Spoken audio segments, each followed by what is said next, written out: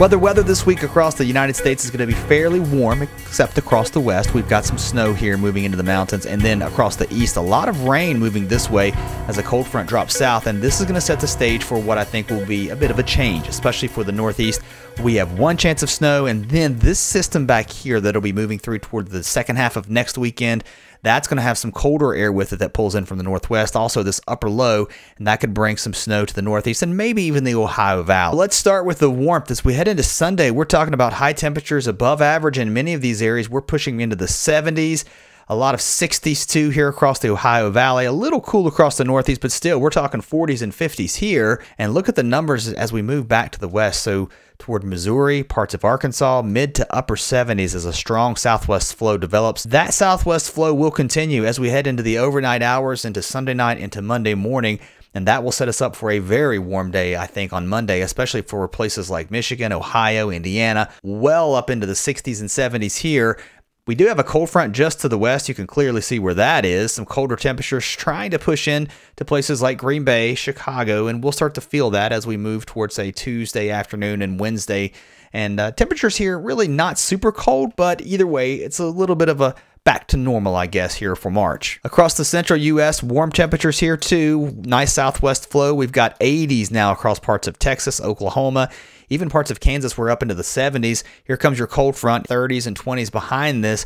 High temperatures on Monday. A little bit cooler back here, and that cold air tries to continue to seep off to the southeast as we head into Tuesday and eventually into Wednesday. The really cold air is right up here along the Canadian-U.S. border with high temperatures likely stuck in the teens. This is a look at cloud cover. A lot of sunshine as we head into your Sunday across the central U.S. Either way, with temperatures warming up, this certainly will feel nice with that southwest flow developing across this area. And across the west, we're definitely colder than average here, but temperatures do start to moderate some as we move through the week. So as we move into Sunday and then into Monday, temperatures warming slowly. So let's work our way through the next week. Across the northeast, we'll be dealing with some rain showers heading into early Sunday morning. This is moving off the coast, and then a strong area of low pressure moves out into the plain states. A lot of wind out ahead of this. We'll see strong southwest flow that we've talked about that's going to warm us up. Behind it, that colder air pulling in as we see low pressure moving up into parts of Canada, bringing rain and snow with it. Rain all the way to the Canadian border on the east side of this low. Behind it, snow showers into the mountains here,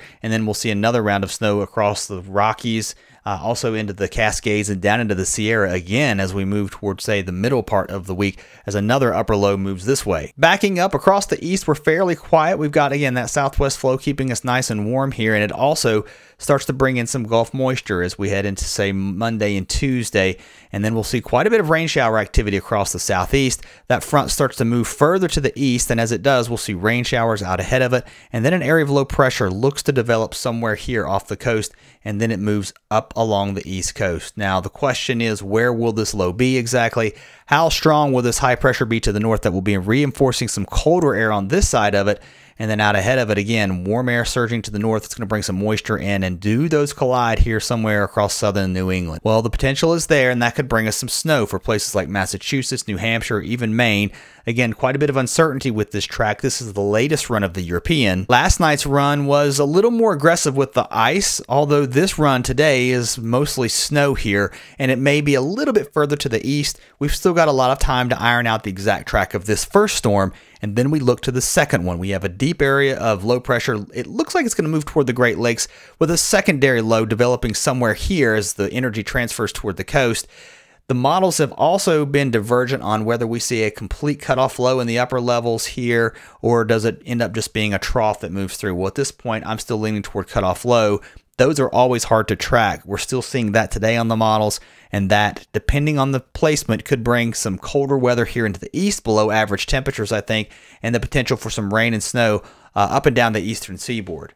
Let's look at the GFS just for comparison. As we head into Monday and Tuesday, a weak area of low pressure moving up the east coast, but there's low pressure developing somewhere around South Carolina, and then that moves off to the north and east as we move into Tuesday and Wednesday, bringing a lot of rain here into New England and also the mid-Atlantic. So this is going to be a pretty soggy week for this area. I feel pretty confident about that. The question is, How far inland will this low pressure be as we move toward Wednesday and Thursday? Well, the GFS is, I would say, arguably a little further inland. It's got the snow back up here in the northern parts of Vermont, upstate New York, and in the northern parts of Maine, and then that moves offshore. I think this is where the GFS is different. Clearly, if that is placed differently, we're going to see a different placement with the next storm.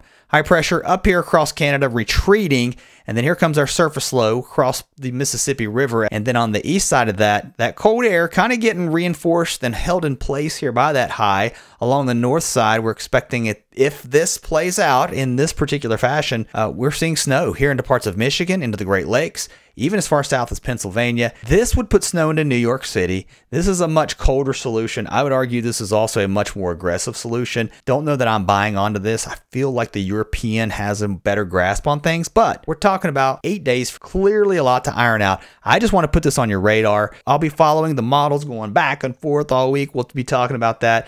I will tell you the ensembles, the averages are also showing the potential for some snow during that time period as well. So my confidence is starting to grow, and at least to say, let's pay attention to this. Hit subscribe below, and I appreciate all of you who follow the channel. Again, we just passed 4,400 subscribers just after over 2 months here on YouTube. So thanks so much, and I appreciate your support here on the channel. Now, we've talked about the warmth in the east. It's colder than normal across the west. A tremendous amount of snow going on here into the Sierra, also across the Rockies. The question is, do we see a bit of a change toward the end of the month? The long-term weeklies say yes. I've analyzed it in complete detail in this video right here. We break down some of the changes that I think we'll see. And I think one of those things to watch too would be a tanking North Atlantic oscillation. I talk about some of that, and we'll talk about the long-term ideas of what the models are showing in that video. I'll see you there.